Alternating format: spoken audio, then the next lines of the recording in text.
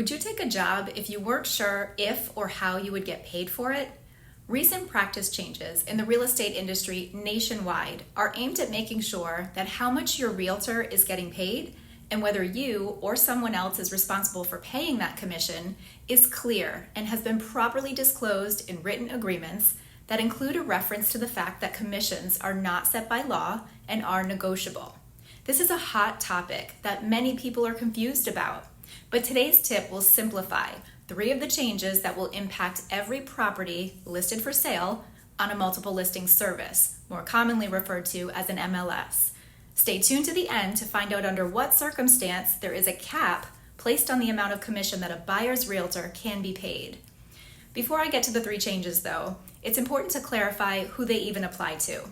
The short answer for today's purposes is realtors, and the longer answer can be found on nar.realtor. Realtors are licensed real estate professionals who are members of the National Association of Realtors and must adhere to a strict code of ethics and a high standard of conduct. All realtors are licensed real estate agents or brokers, but not all licensed real estate agents or brokers are realtors.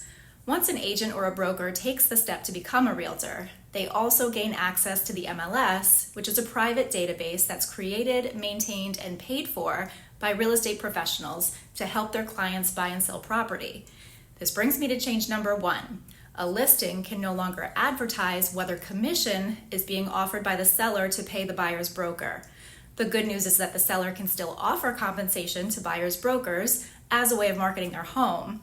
But what has changed is that the offer of compensation cannot be displayed in their MLS listing. The offer of commission can be placed on the realtor's website, in flyers, and on social media. Change number 2 is that a buyer-broker agreement must be signed before an agent can work with a buyer or tour a home with them, and that's virtually on a video call or in person.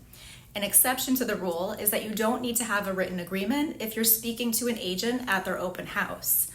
Now for change number 3, the cap on how much a buyer's broker can be compensated.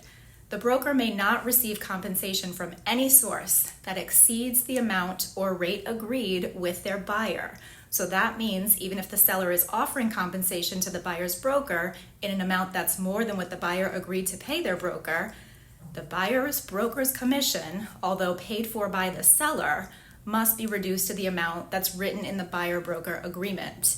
If you're still deciding whether to hire a broker to represent you in your search for a home in light of these changes, I'm happy to go over your options with you, including the option to have an attorney on your side.